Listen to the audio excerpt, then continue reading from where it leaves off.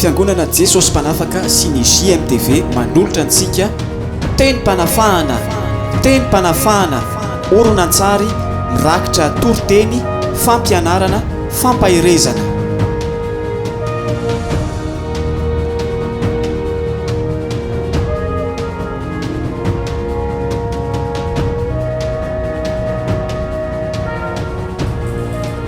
eny ary tompoko dia faly miarabanao amin'ny anarana mahafinaritra Jesosy indray ny tena tratra amin'ity fotoana an'io ity izay iarahantsika amin'ny alalan'ity fitondrako ny hafatra ny tenin'Andriamanitra ity.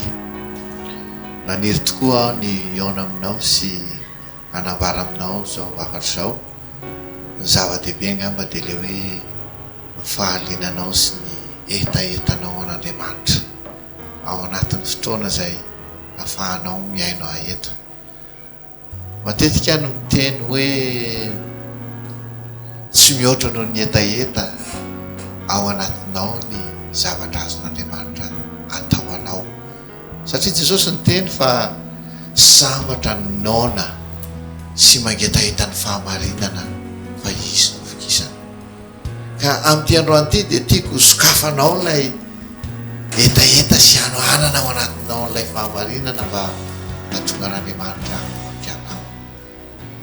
Ka amin'ity androany ity mivavaha mba hoeninao izay etaeta ny fanahinao sy anohanana izay mba ahafahan'Andriamanitra mamoky anao sy mamahana anao. Daholo araka hivavaka fotsika. Raha eo amin'ny anaran'i Jesosy Kristy no anambarako ny teninao anio. Tsy miteny ho ahy aho fa ilay ositra izay nanosoranao ano ahafahako miteny. Mino ny fiasanao amin'ny fanahy masina izay melo lalana ny hafatra hoentiko eto amin'izao fotoana izao. Mino ny kasikava asehoany voninahitra ao androany amin'ny anaran'i Jesosy. Amen. Eny ary andaontsika miaraka maka ny tenin'Andriamanitra ao amin'ny epistily nosoratan'i Paoly ho an'ny Efesianina. Efesianina toko fahaefatra dia vakitsika eo amin'ny andininy faha-12 no vakitsika ka hatramin'ny andininy faha-19. Efesianina toko fahaefatra ny andininy faha-12 ka hatramin'ny faha-19. Zao no voasoratra eo amin'ny anaran'i Jesosy. Ho fanatanterahana ny olona masina ho amin'ny asa fanompon'ny fiangonana ho amin'ny fampandrosoana ny tenan'i Kristy. Mandra-pahatonga antsika rehetra ho amin'ny firaisan'ny finoana sy ny fahalalana tsara ny zanak'Andriamanitra ka ho lehilahy lehibe mahatratra ny ohatra ny alehibe ny fahafenoan'i Kristy. Mba tsy ho zaza intsony isika ka ailangilana sy ampitambolimbolen'ny rivotro ny fampianarana samy hafa rehetra amin'ny saipetsy ataon'ny olona sy ny fiendreny hatanteraka ny hevitro ny famitahana, fa mba hanaraka ny marina amin'ny fitiavana ka hitombo amin'ny zavatra rehetra ho amin'izay loha dia Kristy. Izy ny tombon'ny tena rehetra izay akampana sy ampiraisina tsara ny fanompony isa tonony araka ny fiasan'izay rehetra momba azy amin'izay mety ao anjara asany avy ka hampandrosoany tenany amin'ny fitiavana. Eto dia ahitantsika ny apôstôly Paoly izay miresaka ny aminy hoe fandrosoana sy fitomboana eo amin'ny fanomponan'Andriamanitra. Androany dia te hiresaka an'io, te hanamafy izany zavatra izay fanotoriany lehilahin'Andriamanitra izany. Marobe amin'ny kristianina vanim-potoana ankehitriny no tsy dia miasa loloatra amin'ity atao hoe fitombona ara-panahy ity kanefa ny baiboly dia miresaka an'izany tsika dia mahalala fa ato anatin'ny baiboly dia niresaka momba ny fahaterana Jesosy any amin'ny filazantsara sy ratany Jaona toko 7 manomboka amin'ny andininy voalohany ilay resaka nataony tamin'ny Nikodemosy ny aminy hoe tsy maintsy ateraka indray ny olona vao mahazo mahita ny fanjakan'Andriamanitra. Zany dia mampiseho amintsika fa manomboka eo amin'ny fahaterana ny fanarahana an'Andriamanitra. Teny an'izany ny Jaona toko 1 andininy 12 manao hoe izay rehetra mandray azy dia nomena hery ho tonga zanak'Andriamanitra dia izay mino ny anarany dia ireo izay tsy nateraky ny rana ny sitrapon'ny nofona ny sitrapon'ny olona fa naterak'Andriamanitra. Misy ny olona natao hoe naterak'Andriamanitra.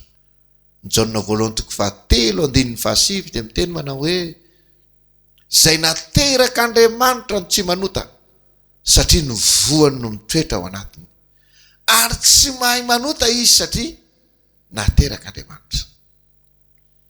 Alohan'ny mahazanaka ny olona anankiray ara-nofo dia tsy maintsy nateraky ny ray aman-dreniny izy. Tsy maintsy nateraky ny ray aman-dreniny izy. Zay le hoe nateraky ny nofo dia nofo izy ilay voalaza n'ilay Jaona toko 1 andininy 12 sy ny 13. Zay ny nahazanaky ny ray aman-drenina ao anao dia naterany anao. Alohan'ny hahazanak'Andriamanitra antsika koa dia tsy maintsy aterak'Andriamanitra isika. Tsy maintsy ateraka indray isika. Mety agaga antsika angamba zany hoe arak'ilay fanontanian'ilay mpampianatra ny Israely antsoina hoe Nikodemosy izay nilazany Jesosy zany fampianarana zany. Hoe tsy maintsy ateraka indray nareo dia onona valiny hoe ataon'ny olona ahoana no ateraka rehefa lehibe moa mahazo miverina indray eo akibondreniny va izy ka ateraka. Eny marina tokoa ny fanontaniany amin'ny maha olombelona fa Jesosy dia niresaka zava-panahy ambony be izay tokony hitranga eo amin'ny fiainan'ny olona izay te handova ny fanjakan'Andriamanitra. Dia niteny amin'ny fahaterana ara-panahy izy. Zay ateraky ny nofo Jesosy dia nofo fa zay ateraky ny fanahy dia fanahy. Andriamanitra izay ivavahantsika sy atsotsika hoe raintsika dia voalaza ny tenin'Andriamanitra any amin'ny Jaona toko 4 ny andininy 5:20 teo izy manao hoe Andriamanitra dia fanahy ka zay mivavaka amin'Andriamanitra dia tsy maintsy mivavaka amin'ny fanahy sy fahamarinana. Ary zay Andriamanitra fanahy zay raha hiteraka atsika dia tsy miteraka atsika ara-nofo izy fa hiteraka atsika ara-panahy koa. Lay olona ao anatsika, lay fanahy ao anatsika no tian'Andriamanitra ho ateraka. Ireo apôstôly ireo dia niresaka n'izany fahaterana indray izany ary nanamafy an'izany. Ny apôstôly Petera ohatra dia niresaka an'izany, ny apôstôly Jakoba dia niresaka an'izany hoe efa teraka indray ianareo tsy tamin'ny vomety loha fa tsy mety loha dia ny tenin'Andriamanitra izay velona sady maharitra. Eo amin'ny Petera 1:1 andininy 17 fa efa teraka indray ianareo tsy tamin'ny vomety loha fa tsy mety loha dia ny tenin'Andriamanitra izay velona sady maharitra. Zany zany mampiseho fa ny olona anankiray manompo an'Andriamanitra dia tsy maintsy ateraka Andriamanitra aloha. Hoy andray andro raha nitoro-teny hoe alohan'ny nahitanao ny tany dia tsy maintsy nateraky ny ray aman-dreninao ianao. Ary alohan'ny nahitanao ilay lanitra na ilay fiainana mandrakizay dia tsy maintsy ateraka Andriamanitra ianao. Zay tonga dia mazava zany. Ny olona rehetra izay te hahita ilay fiainana mandrakizay handova ny fanjakan'Andriamanitra dia tsy maintsy ateraka Andriamanitra aloha. Tonga zanak'Andriamanitra. Ary isika na tonga tsika nahita ny tany dia nateraky ny ray aman-drenitsika isika. dia nahita n'izao fiainana eto an-tany zao tsika ohatra mazava zany sady mahitsy ary inoko fa azonao tsara. Jesosy teniteny tamin'ny Nikodemosy ny amin'ny fahaterahana indray fa rehefa nateraka indray ny olona dia mazava ho azy fa raha voateraka ny olona anankiray dia manomboka eo amin'ny fahazazana.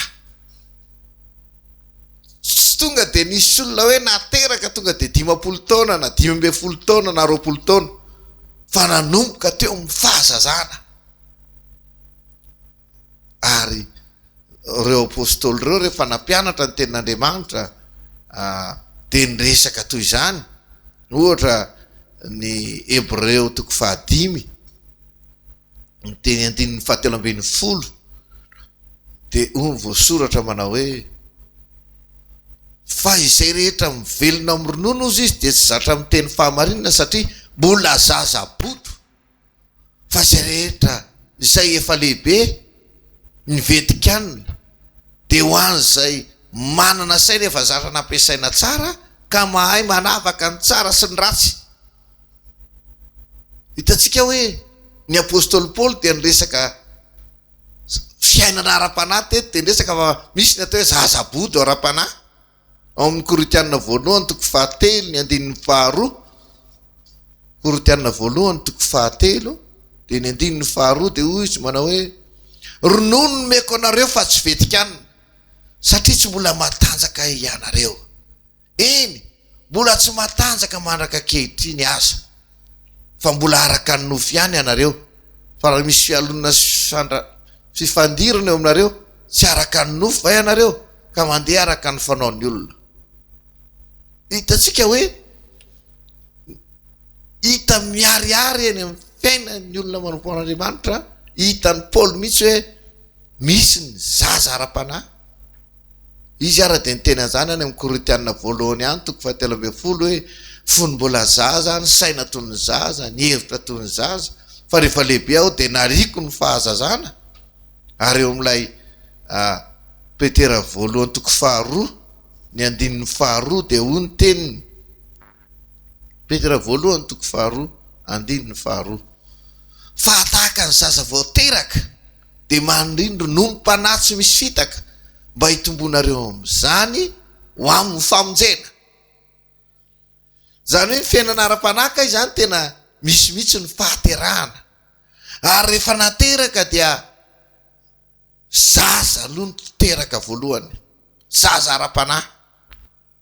Ary tsika mivavaka izao dia mila mahay tsara nyity zavatra resako eto ity hoe ateraka aloha, ary rehefa nateraka dia zaza ny tonga eo dia avy eo amin'izay mitombo araka ny voalazan'ny apôstôly Petera eto. Tena mazava tsara hoe fa tahaka ny zaza voateraka dia mandrindro nonom-panahy tsy misy fitaka mba hitombonareo amin'izany. Zay ny olona manompo an'Andriamanitra zany dia tokony mahatsapa ny hoe fahaterahana aloha voalohany, dia mandroso amin'ny fitombona. Ary rehefa mandroso ny fitombona dia ho tanteraka amin'izay le Efesianina 4:7 ny tenen'ny apôstôly Paoly hoe ho lasa lehilahy lehibe amin'izay. Mahatratra ny ohatra ny fahafianon'ny Kristy fa tsy ho zaza intsony ka ampitambolombolen'ny rivotra ny fampianarana samihafa. Ry havana izay mihaino ahy, raha nompo an'Andriamanitra tsika dia tsy maintsy manaraka tsara n'izany fizotro ny fitombona ara-panahy zany. Ny fahaterahana dia manomboka mifandraisana ny Jesosy Kristy. Zay rehetra mandray azy dia nomena hery ho tonga zanak'Andriamanitra dia izay mino ny anarany. Dia ireo izay tsy nateraky ny rana ny sitrapon'ny nofo na ny sitrapon'ny olona fa nateraka Andriamanitra. Zay rehetra mino fa Jesosy ny Kristy dia nateraka Andriamanitra. Ary dia ao ambadikiny ny fibebahana. Manomboka eo dia antsoina hoe zanak'Andriamanitra izy. Indray manahoana ny fitiavana nasiony ray ho antsika dia ny antsony antsika hoe zanany. ary rehefa tonga zanak'Andriamanitra ny olona anankiray naterak'Andriamanitra dia hoy Jaona voalohany toko 4:15 hoe zay naterak'Andriamanitra ny tsy manota satria ny voany ny toetra ho aminy ary tsy mahay manota izy satria naterak'Andriamanitra. Rehefa nateraka amin'izay dia tonga amin'izay le fotoana irosoana ho amin'ny fitombona. Eo le finanana ilay rononom-panahy zay tondra antsika ho amin'ny fitombona hoy ny apôstôly Paoly amin'ilay Korintiana voalohany toko 7:2. Ilay nambaran'ny apôstôly Petera teo ihany koa hoe hitombo. Mba tsapanao ve zany fandrosoana sy fiterana sy fitombona ao amin'ny Kristy zany ao amin'ny fanarahana an'Andriamanitra? Fa misy olona ke dia mivavaka fotsiny indraindray misy mpitoriteny mihitsy ara dia efa makany am-piangonana efa mpitoriteny efa mandray andraikitra ao anatin'ny fiangonana fa tsy miaina n'ilay fahatsapana. Raha niteraka zazakely anankiray ianao dia antanio ny rasazy zay nampiteraka fa tsy maintsy harahany maso ny fitombony io zaza io. Jereny hoe manahoana ny fitombon'ny lanjany, tsy tiany mihitsy raha latsaka ny lanjany zanakao na tsy mitombo fa voara-maso mihitsy. Ary ianao raha niteraka dia maniry zaza mialehibe sy mitombo. Ary Andriamanitra koa raha niteraka atsika indray dia maniry atsika hitombo. Tian'Andriamanitra ho hita mihitsy hoe iny fa mandroso amin'ny fitombona ianao. Zay mivavaka rehetra tsy mahatsapa n'izany zavatra zany fa mivavaka fotsiny dia mivavavavapoana. Satria ara-baiboly zany tahaka ny fanarahanao maso ny tenanao hoe mitombo asamiena ranofo dia tokony ho fantatra ao mihoatra noho izany ny ara-panahinao amin'ny mahaolon'Andriamanitra anao, amin'ny mahaolombelona anao. Tsika mantsy dia fanahy ao anaty vatana manan-tsaina. Matetika ny saina dia ampitombona ny ampianarana ny fahalalana. Ny nofo indray dia fikisana hanina mba hiangeza sy halava. Fa ny fanahy kosa mila rononom-panahy tsisy fitaka ary mila ny tenin'Andriamanitra zay araka ny tenin' Jesosy hoe tsy mofy ihany ny ivelomany olona fa ny teny rehetra aloko ny vavan'Andriamanitra. Mila fitombona ianao, mila fandrosoana ianao. Tsy tongatonga fotsiny any an-danitra ny olona manompo Andriamanitra fa tsy maintsy mahatsapa ity fitombona ity.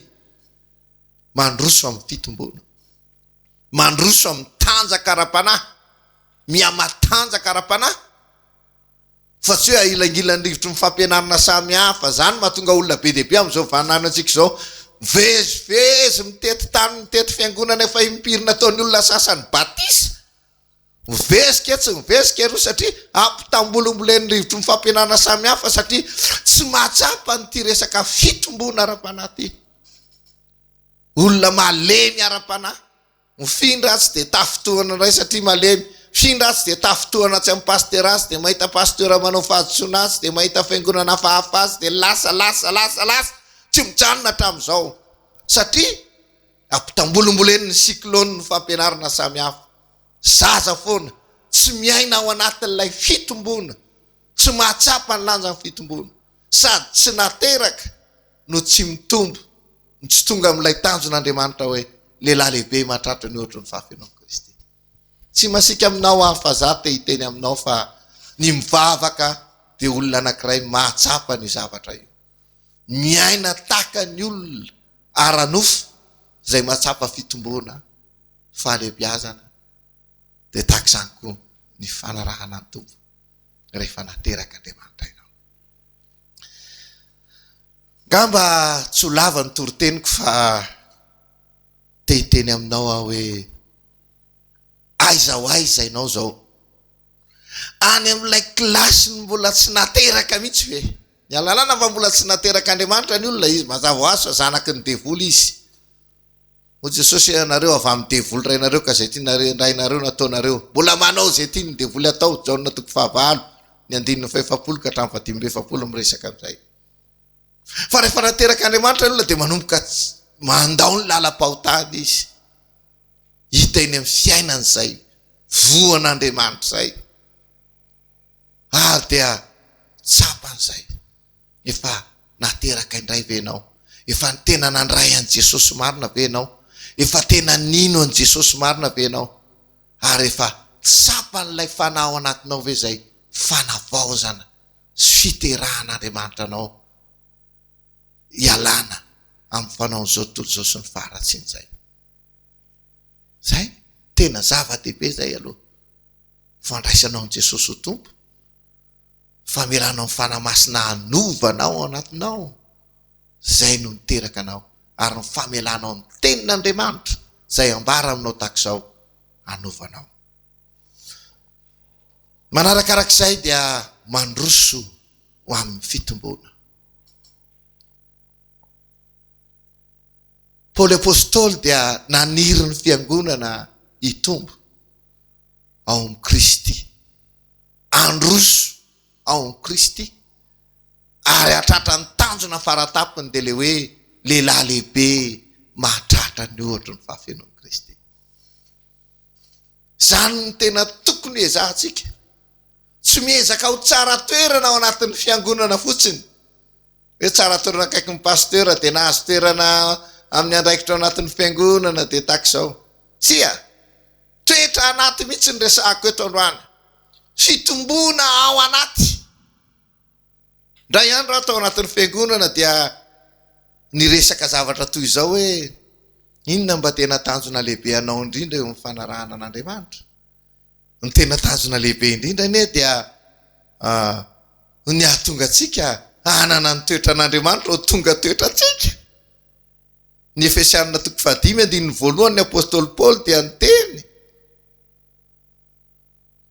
tena nampianatra ny fiangonana hoe aoka hanahaka an'Andriamanitra ianareo tahaka ny zanaka malala ozy izy. Tian'ny apôstôly Paoly tsika ho tahaka zany. Ho Jesosy zay manao hoe oko tateraka ianareo toy ny fahataterahan'ny rainareo zay any an-danitra.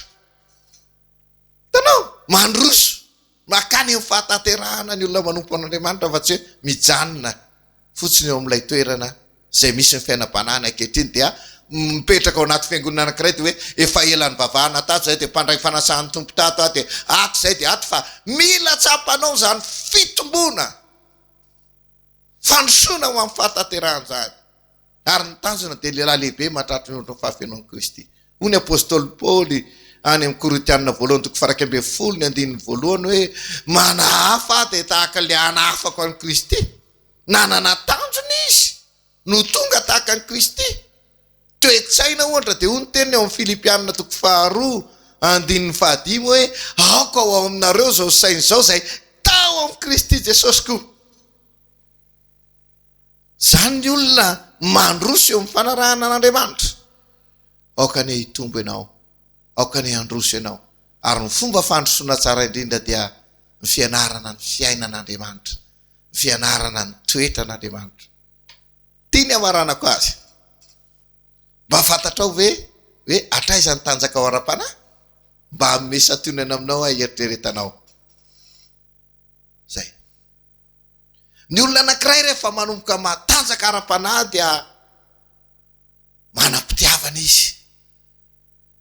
Rehefa mialehibe izy dia fifaliana ho azy ny mity. Fa ny olona anankiray raha mbola malemy ara-panahy dia ny azy ny zava-dehibe aminy le tiavina. Tsy mahazo aina izy raha tsy tia azy daholo ny olona rehetra, tia azy daholo ny olona rehetra, zay vao tena faly afa-tia ny olona rehetra.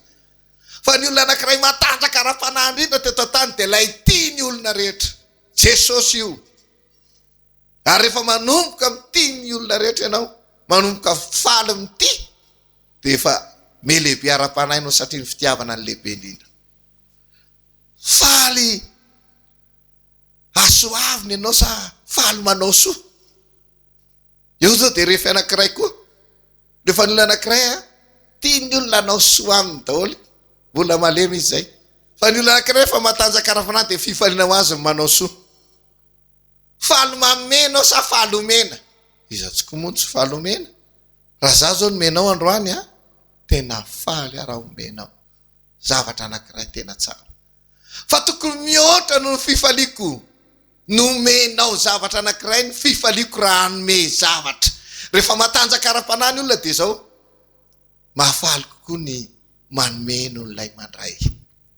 Ara-baiboly daholo zany zavatra resako zany, ary tiako anao tonga amin'izany tanjony zany.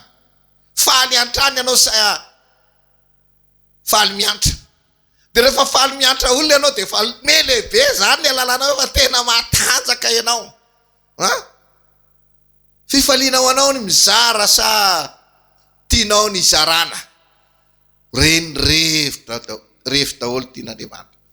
Tia mamela helika ianao sa nafinaritra anao ny navelan'olona helika. Iza moa ny tsy faly rehefa navela helika? Sambatra ny olona zay voavela ny helina. Fa zay mahavela ny hafa, zany ny lehilahy sy vehivavy mahery indrindra eo amin'ny fanarahana an'Andriamanitra. Ary ny olona mahery indrindra eo amin'ny fanarahana an'Andriamanitra dia izao. Tsy lay velona ho an'ny tenany, fa manomboka velona ho an'ny hafa. Rehefa ny antrom-pisinao ho an'ny tenanao fotsiny, dia mbola olona malemy ara-panahy ianao zay.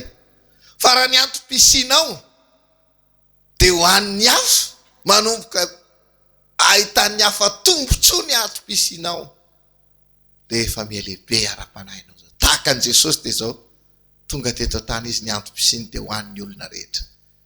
Zany ny olona matanjaka ara-panahy rehetra.